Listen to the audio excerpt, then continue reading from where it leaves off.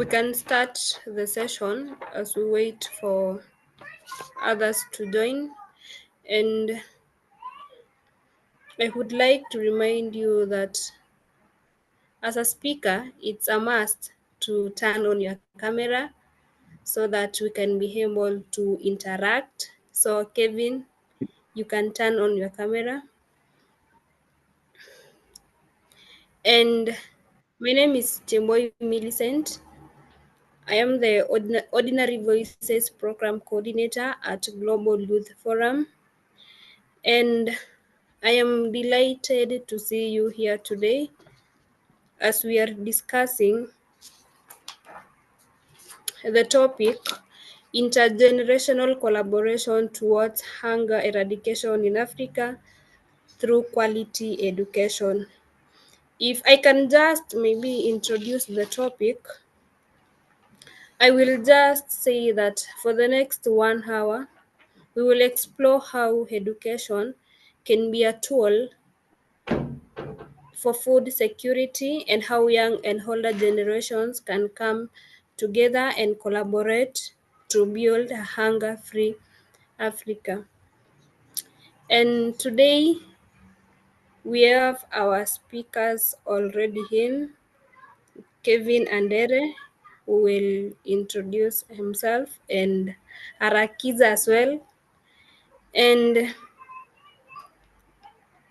to start, Kevin, you can introduce yourself by telling us who you are, what you do, and the SDG that you are supporting.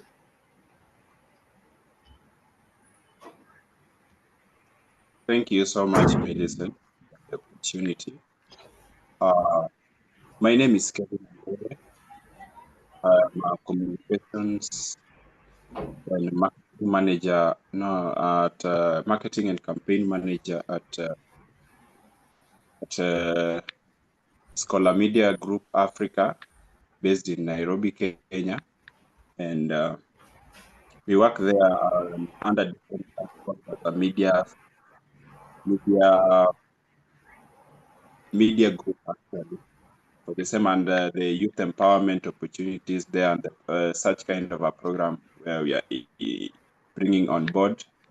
We're still looking for 1 or 2, 3 things over there.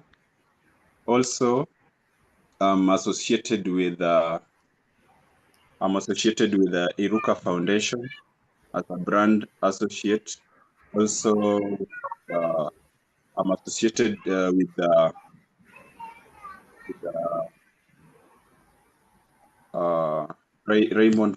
Rosemond Amayeboa Foundation, it's also known as the Ray Foundation, where I'm also a volunteer over there, doing 1 or 2, 3 things over there that are needed. I also am a graduate of journalism and communications. That is why my line of aspect runs around the same. The Standard Development Goal, Sustainable Development Goal I'm passionate about is SDG 3.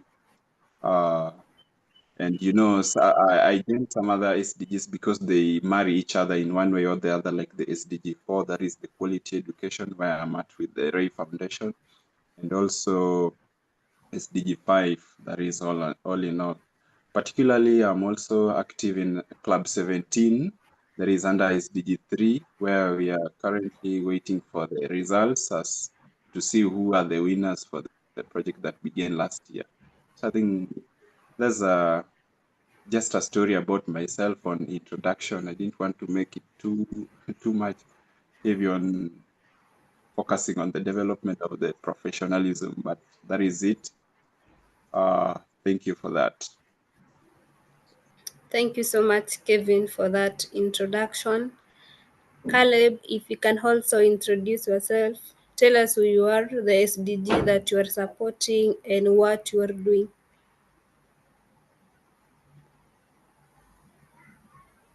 All right. Thank you very much, our dear coordinator. My name is Arakiza Caleb, and I am from Uganda. Currently, I'm one of the students in Molding for Work class 2025. And I'm also under the discussion that is currently going on with Green Finance Hub 2025. I did Bachelor's of Environment and Disaster Management from UCU in Uganda. And for SDG, in SDGs, I mainly support SDG number 7, that is clean energy or access of clean energy to all, in collaboration with SDG number 13, that is climate action. So in such, we see the route that underlies there. Not only that, I'm also a coordinator under a certain youth team in our area, and that youth normally they do work or play some role or a part in conservation or the side of climate action. I'm very happy to be one of the speakers today, and we hope to discuss more as we go on. Currently, I'm live at Global Youth Forum in Ordinary Voice Studio. Thank you. Thank you so much. And also, if you are joining us online on YouTube, you can drop a comment, a question, and my team will forward to the sessions.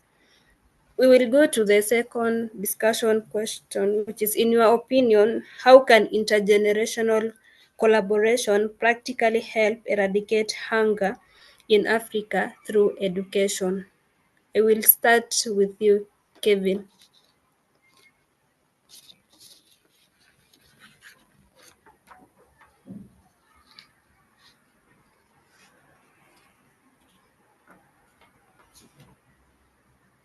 Arakiza, if you are ready, you can also start.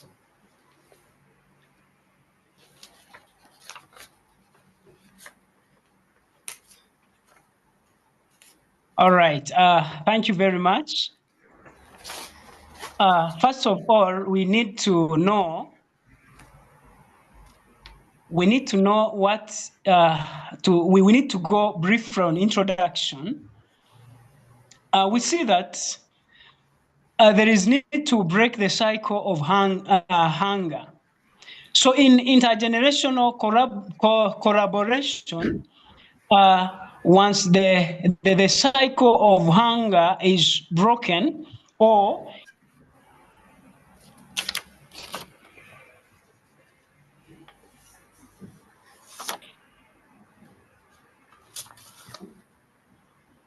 I can't hear you, I think.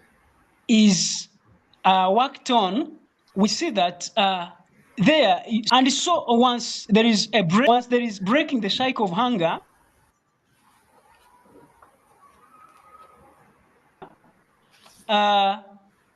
there is a preparation for a bright future in Africa. Also harnessing the power of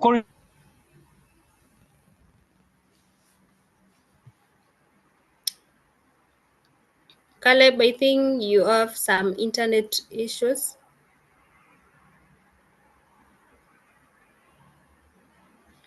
Kevin, if you are there, you can carry on. I was still continuing. I don't know. My network is just on and off. Okay, you can continue. Yeah. So there is also the need to harness the power of quality education to eradicate hunger. We see that when someone is hungry, you can't surely make it. Take an example. If a student, or this is a child who is going to school, maybe you've been in a home where they can't just access enough food or enough yes, I can say the food to sustain the family. that one becomes is a serious challenge to this very family. Once it's a challenge, this child will go to school, but as he or she goes to school, the child will not concentrate. Likewise, if someone is like in a secondary school, that student will not concentrate. Talk of someone who is in higher institutions of learning, but this one has poverty or is hungry. That person cannot make it to grasp what the teacher is teaching or what the tutor is delivering at the board. So hunger is a serious issue that is supposed to be dealt with, especially if we want to succeed in Africa. So we see that 1 in 5 people in Africa, they suffer from hunger.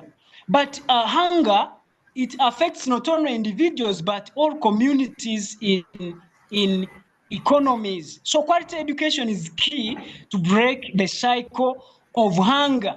So it is through combining traditional knowledge with modern expertise. There is traditional knowledge, but as we see, what can I talk about this? We see that sometimes we go to school, we forget the traditional knowledge, how they used to do things. So when we forget the traditional knowledge, we find that even what you are doing, we are forgetting that there is what we may say sustainable living. So as someone is going to school, you remember you can even think of how you can do improved agriculture, but as you do that very agriculture, you are just combining the local knowledge with the education or the skills you are getting from school. After combining them, you will come out with something that is visible, something that is sustainable, and something that even the future generation will surely benefit on. So we see that it also fosters knowledge transfer and skills development. So intergenerational collaboration. Once one generation follows the other, and we find that one skill is being transferred from one generation to another, that one enables knowledge transfer and skills development. So if you get skills or if you get knowledge from school, you will combine it with the skills from the previous generation, as I may say, or the previous part that is already past.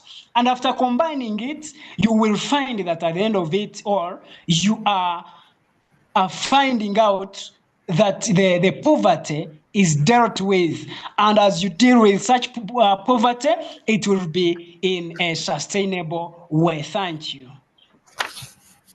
Thank you so much, Caleb. If something I can just maybe note is that one cannot concentrate in school when you are hungry. And Kevin, you can also give us your insights on the same.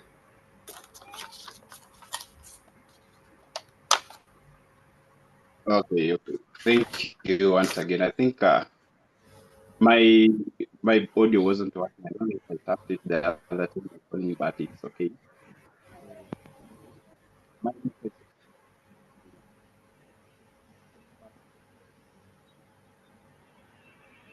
I can't hear you, or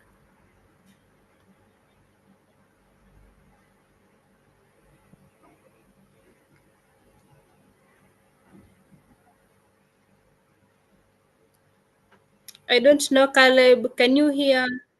Hello. Yes, I'm hearing you, but our next speaker, I can't hear him. Yeah, you can. Can you try now? Hi, are you getting me now? Yes, yes, I can hear you now. You can continue. All right. So from my insight on the intergenerational collaboration, first we need to blend elder wisdom with youth innovation. That is an example is with um, the SDG 3 where I am on the Tunupad project that is integrating hygiene and nutrition education, whereby when we combine the elders plus the equals to sustainable food education programs. There is now what are we trying to solve here?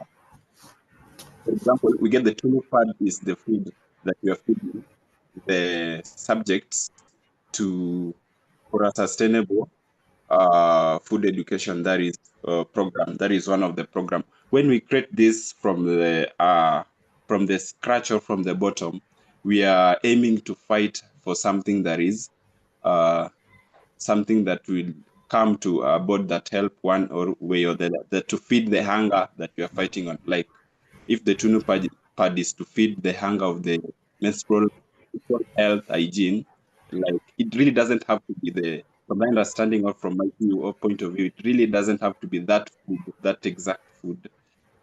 We fight hunger from various aspects. For example, if let's say you're looking for a job, it's a hunger that you're going to feed.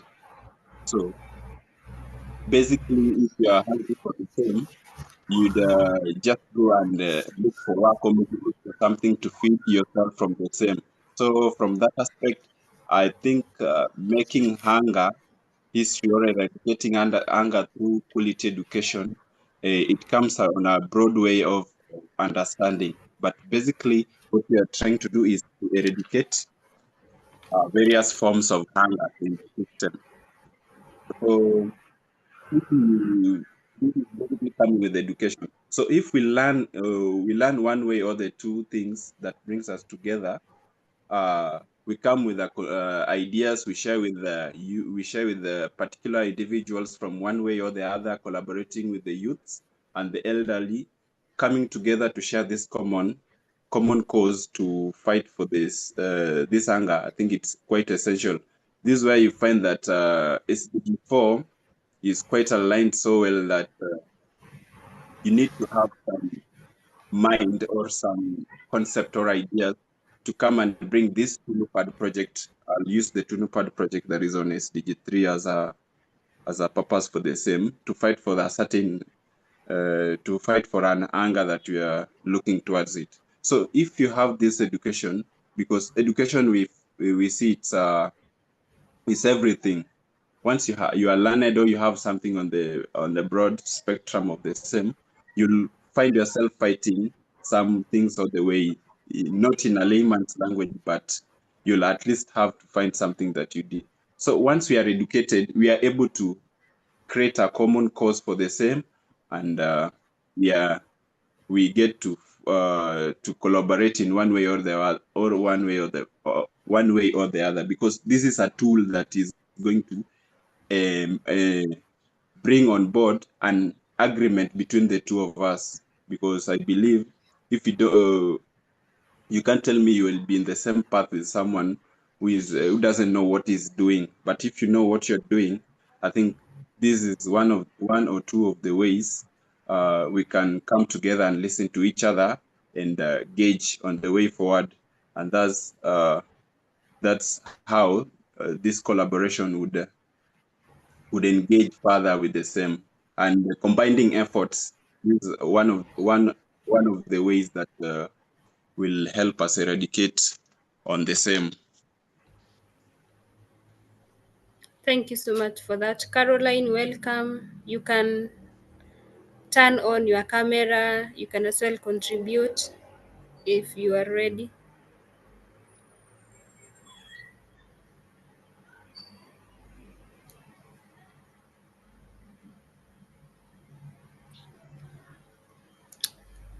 Okay.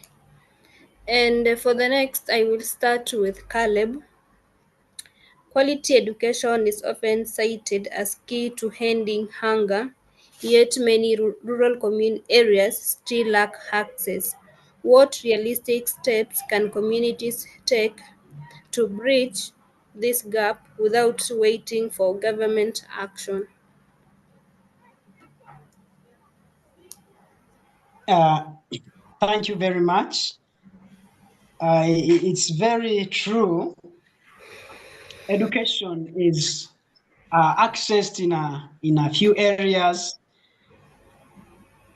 and mainly in the rural areas, it's very hard for education to reach there.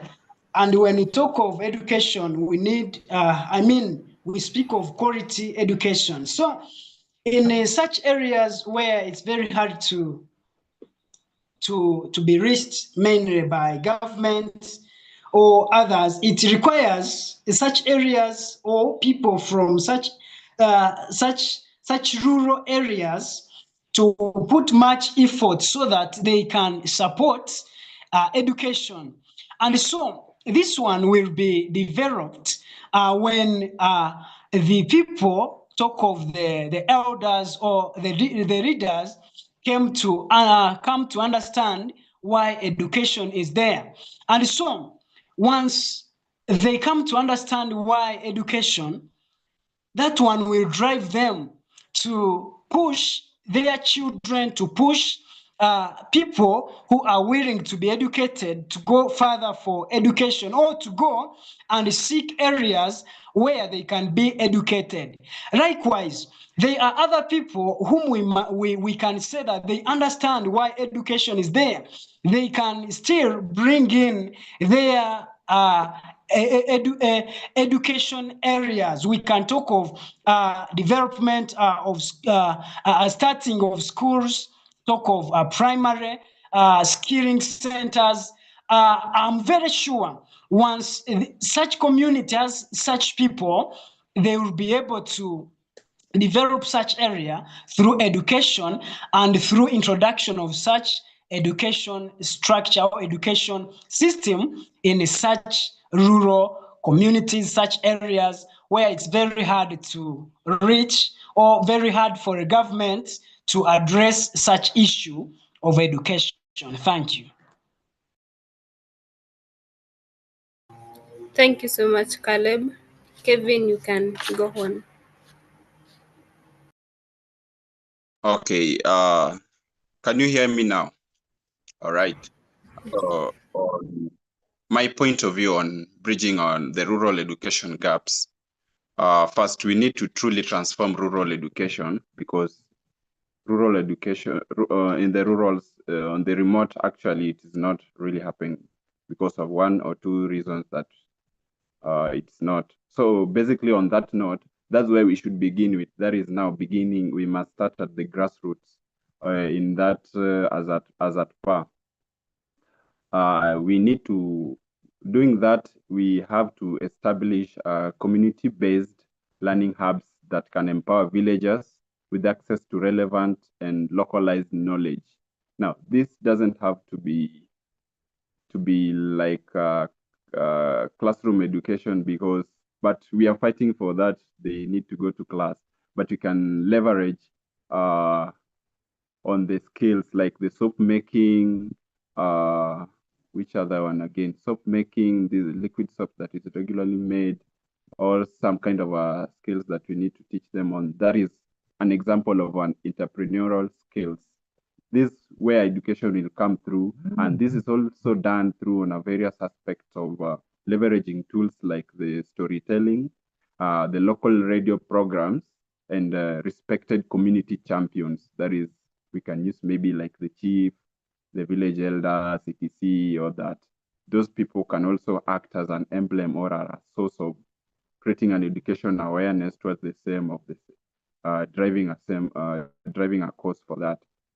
This can make learning both accessible and relatable. That is what I believe. That is maybe an example whereby in a village, maybe in Nairobi or in Siaya or in Kisumu, peer education models are proving powerful,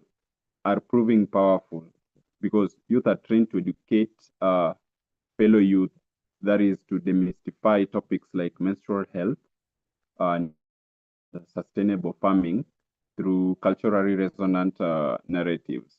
I believe once that is, this approach is not only bridges literacy and information gaps, but it builds trust and lifelong learning habits within communities that are often left behind.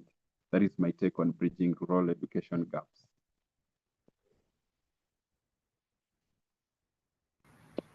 Thank you so much, Kevin. Caroline, you can unmute and say something on the same.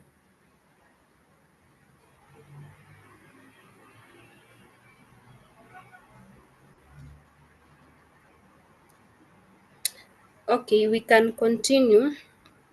And this time I will start with Caleb. In many African countries, traditional knowledge on farming and food systems exists alongside modern education. How can these two forms of knowledge be integrated to improve food security? Sorry, come again. Okay. In many African countries, traditional knowledge on farming and food systems exists alongside modern education. How can these two forms of knowledge be integrated to improve food security? Okay. Thank you very much. Uh, yes.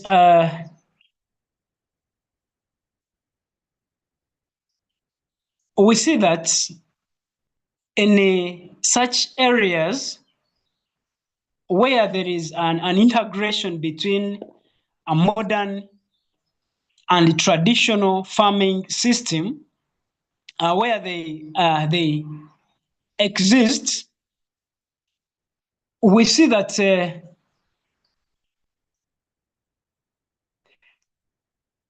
they just work hand in hand.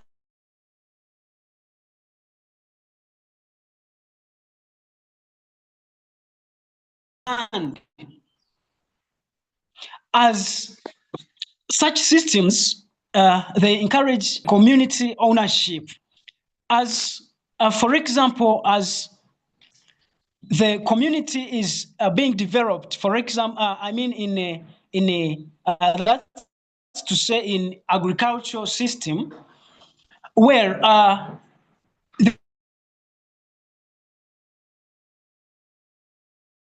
they will be required to borrow knowledge from the previous methods as they integrate them with the current or with the modern methods of farming, as they grow together for them to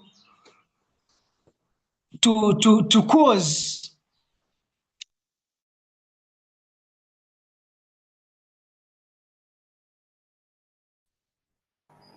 the real or the end. So once the traditional methods are used,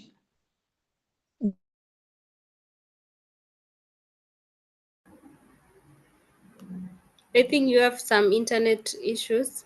If you can turn off your camera, that will be okay. we see that where they are there, they are on ground, but they can't. There are some various stresses. So as it affects various stresses, we see that such methods, the modern methods, once they are combined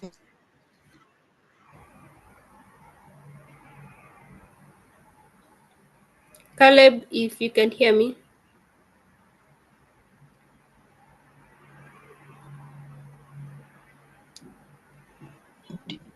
with, they bring the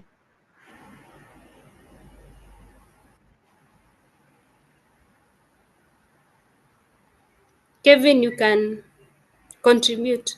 We will come back to him. Okay, so sorry for that, Caleb. I think it's the internet glitches. Well, thank you again for that. The real outcome. Such real outcome. Thank you. Okay, thank you. Okay.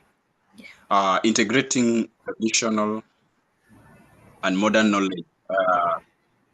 My take is our education system really often overlook the deep reservoir of indigenous wisdom passed down through generations.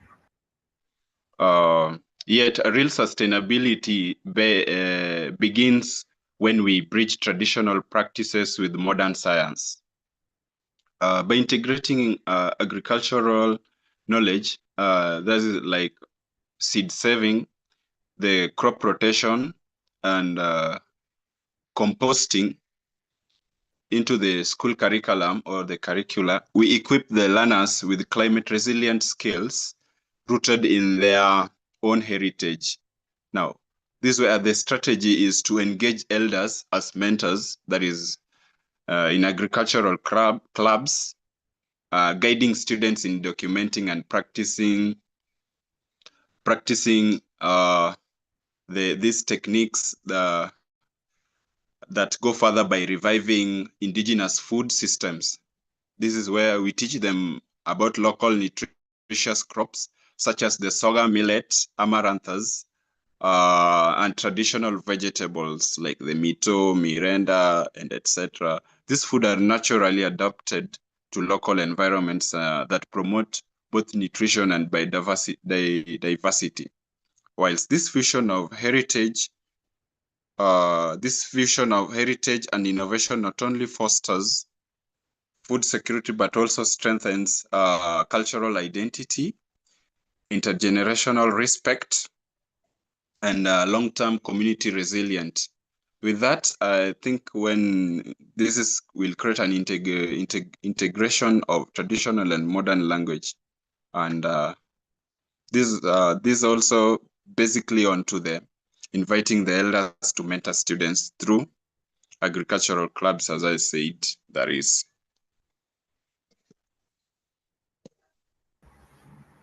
Thank you so much. Timothy, welcome to the session.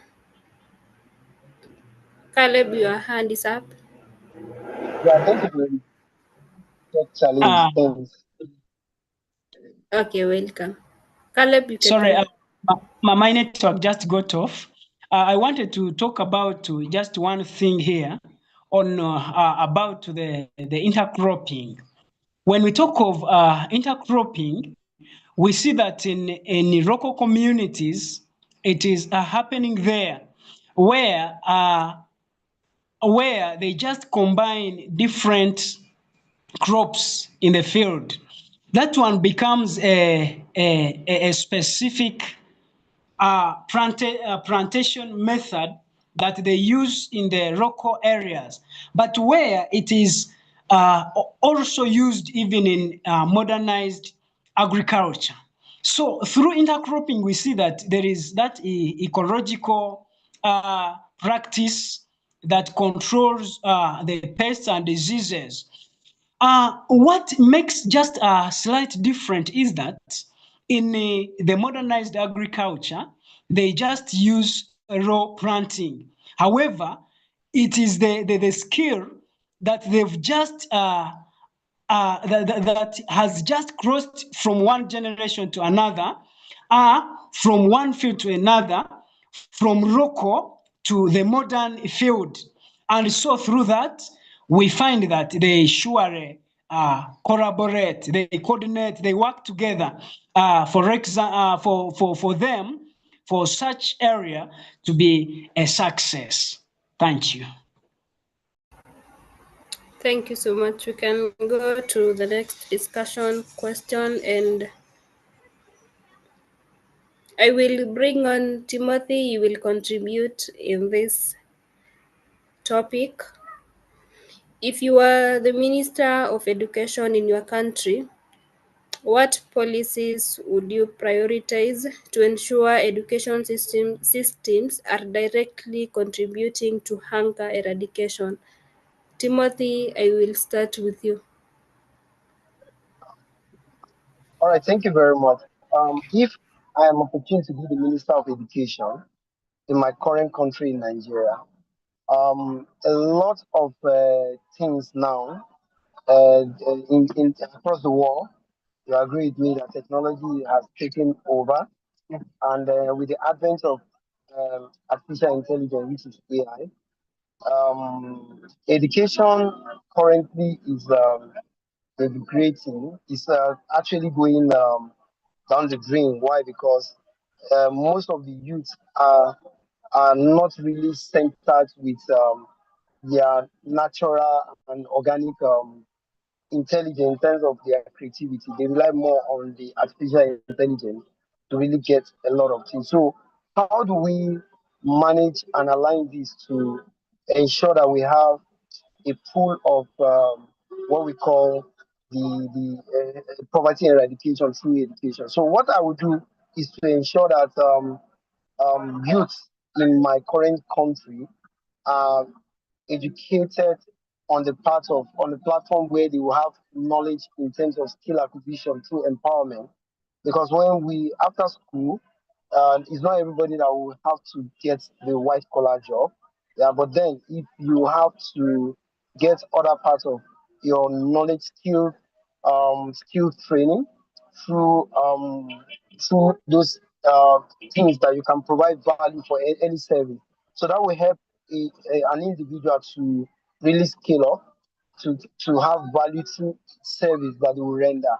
Through that empowerment, we have to educate them, getting not just relying on white collar job. That will help where they can become an artisan in a professional level. You can have somebody that study mechanical engineering but have little or no experience in terms of to repair or work on a vehicle. But when you see those guys that are in the local workshop where they do more or less of works that they will have to repair vehicle, so bringing those graduates to pass through that knowledge of skills, I think that will make more sense because we are transferring not just only the theoretical part, but the practical experience that they will learn within themselves, that they can transfer that knowledge to themselves and earn a living for themselves, to empower themselves and empower others. So a lot that we can do through that education, that we transfer knowledge sharing, where through skills that they will transfer for themselves to gain a lot of assets. And that's for me, if that can happen across the geographical location of Nigeria and in other local communities, that will be a self empowerment that will eradicate poverty. Thank you. Thank you so much, Timothy. Arakiza, you can continue. Yeah, all right.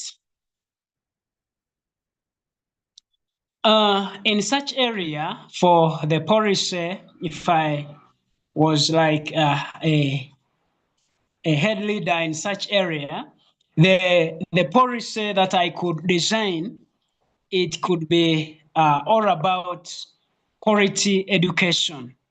Yes, we need quality education in such area, and education that is affordable to all, not only in towns or in urban areas, but also in such areas which are local. They also require quality education. So, and why quality education? That policy framework, it could be designed in a way that the quality education should be in position to eradicate hunger. So there, number one, it should equip individuals with knowledge and skills for sustainable agriculture and nutrition, where they need to carry out that agriculture. But as they carry out that agriculture, will the next generation benefit on this very agriculture that is being that is taking place?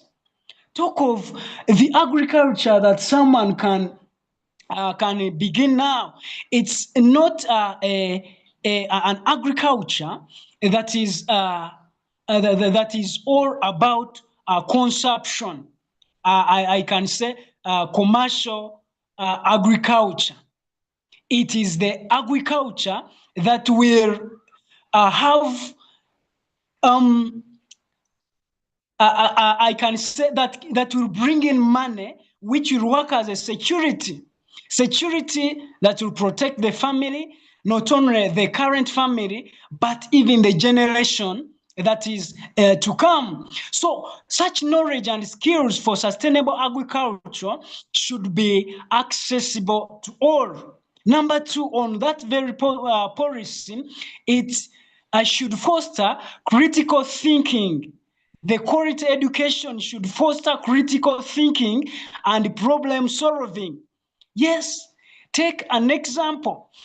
There is a current disease which was prevalent and very serious. And when we move to, when we reach to such area like the local areas, it could be very hard for them to uh, to uh, to treat, I can say, to prevent such a disease that was affecting banana plantation. So you find that the whole banana plantation is completely affected.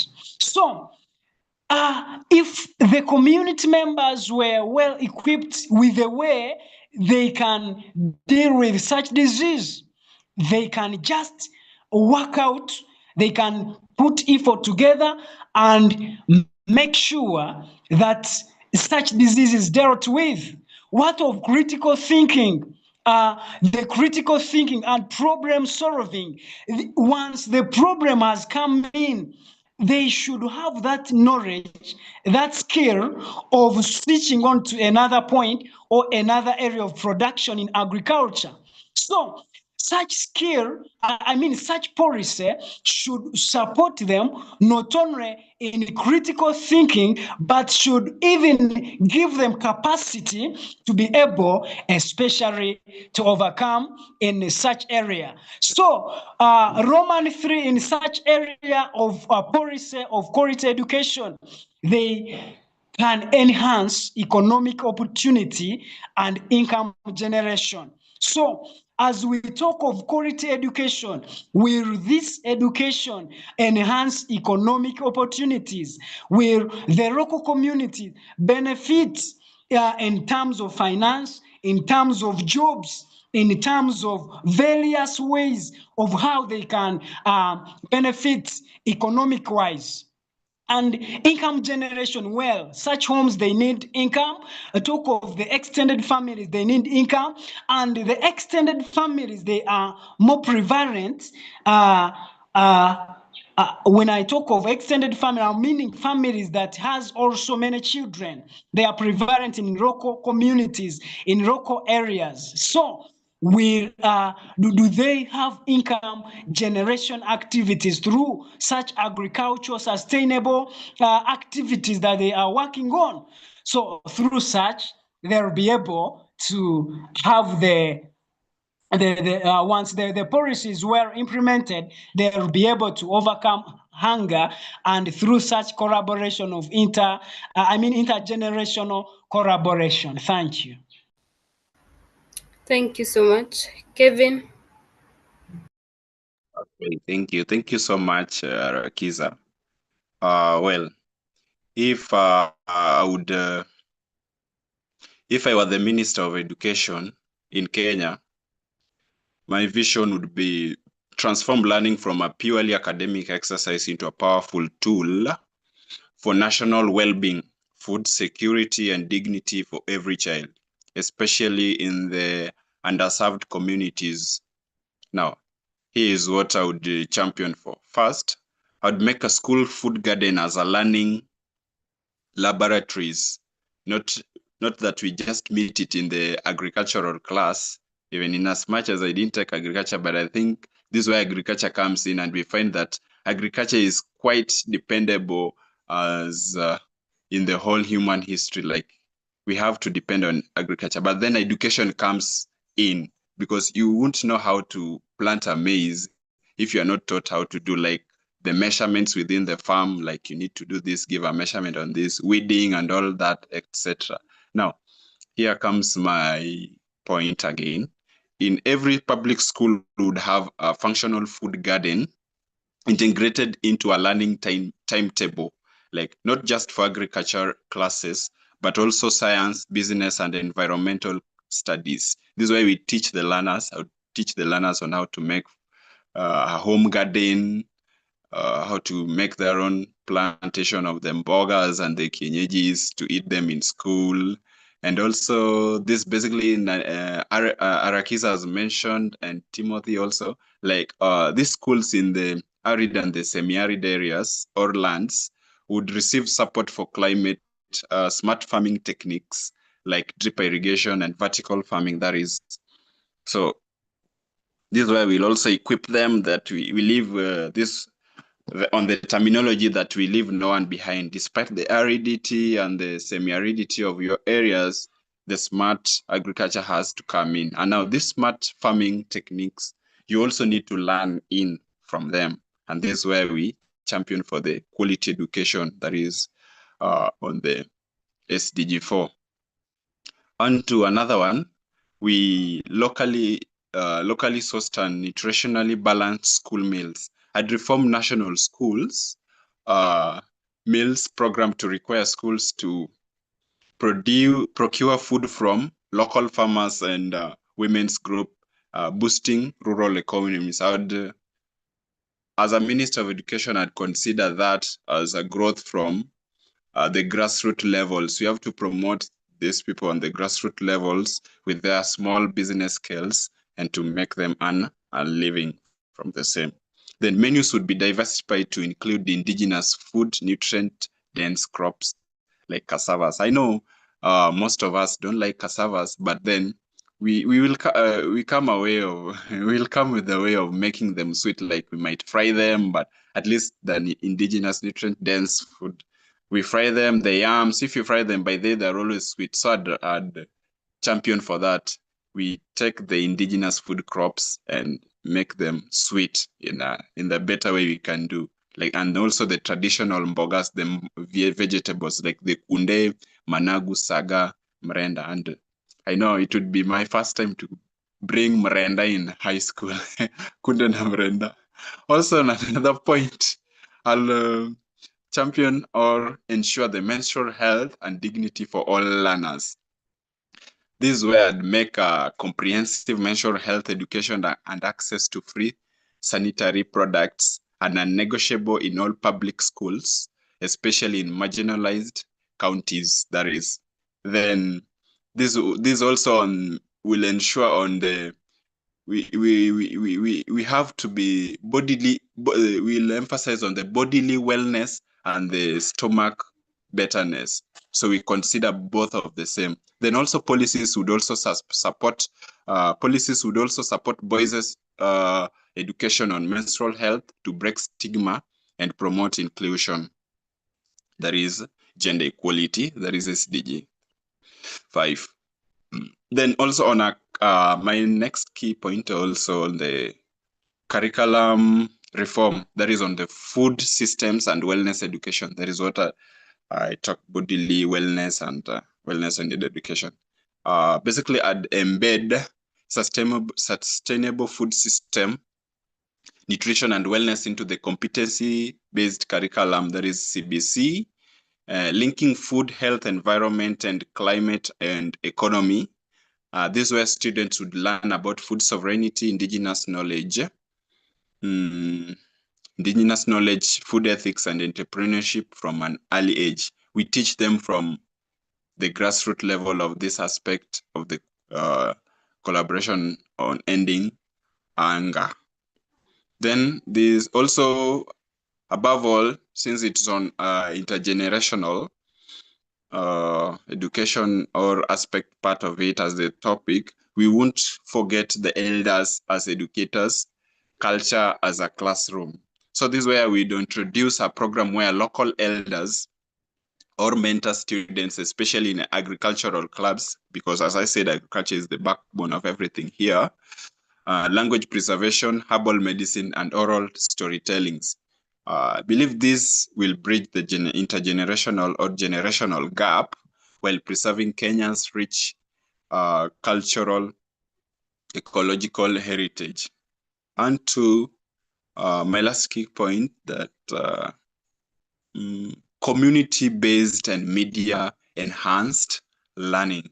This is where we partner with the vernacular radio stations and digital platforms to extend educational content to children in rural areas, pastoralist communities, and informal settlements. This is where we develop mobile learning kits to remote counties like Turkana, Marsabit, and Samburu. I believe with this community-based and media-enhanced learning, I have an example of where there's a group where they're fighting for indigenous food. I think I think it's Act for Food, where the last session I attended, they were educating on people embodying our heritage in as much as this traditional food or indigenous food products are observed or to be observed. They are really fighting for the same, and I think they're doing the right thing. And how I wish they would join this kind of a topic to discuss on the same, because this literally aligns typically with basically on rerouting on what they're doing, bringing back the indigenous food alive, maybe better than that. So to that, I think my vision, in summary, if I were the Minister of Education in Kenya, I would make every school a center of life where learning nourishes the body and identity. And also I would prioritize equity, indigenous wisdom, health, and local empowerment, because a well-fed, informed, and culturally grounded learner becomes a responsible citizen. That is what I'd take and say that. And that's how we grow Kenya from the classroom to the up level. Thank you. Thank you so much for those insights, and I hope in future I will be able to see you guys as ministers of education in your countries. And for now, we're going to the closing remarks, and in less than 30 seconds, I will start with Timothy. You can give us your closing remarks. All right, thank you very much. For me, once again, I want to say thank you very much for giving me the opportunity to air my view in terms of my share my knowledge and experience in terms of what we are currently doing here. My candid advice is that my advice to the youth across the world, and even especially that we can do more if we can work together as a team, and then I'll open with open mind, believing the fact that a lot of transformation is going on. We can leverage on all the available tools that we have within our reach to empower ourselves in terms of knowledge. And of course, and we can work together to eradicate poverty across Africa with all the available tools, both in agriculture and the skills that we can acquire to actually enhance that. Thank you. Thank you so much, Timothy. Kevin, you can give us your closing remarks.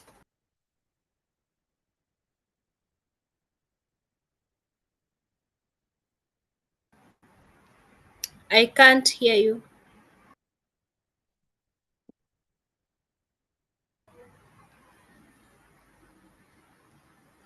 Caleb, maybe you can go next first, then Kevin. Okay, thank you very much. My closing remarks, it goes with recommendation.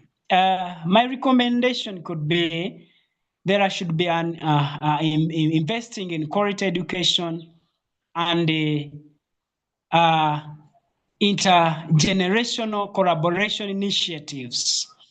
And through such, there should also be support for community-led initiatives and programs. And so as we see the intergeneration collaboration, such youth or community-led initiatives and programs, there should be inclusion of young and youth, because those are the next leaders of the future, and the future begins today. There should also be fostering partnership between governments, NGOs, and private sector organizations. And so, through fostering such, there should be monitoring and evaluation progress towards hunger eradication goals, where such initiatives or such fostering activities could have been done before, but without monitoring and evaluation, someone cannot know the progress of the program. And so, in summary, there is call to action. Let's work together to break the cycle of hunger in Africa.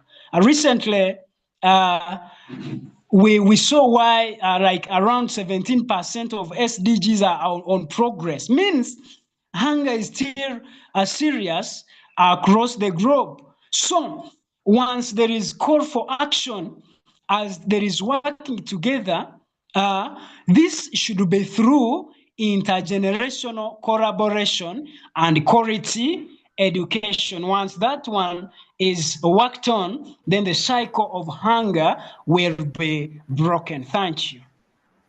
Thank you, Kevin. I hope you can go home. Are you getting me now? Yes. Okay, yeah. To wind it up before the time goes, in my summary, I think partnership for the goals is also essential throughout all these SDGs, and that is also one key that we might make the hunger history.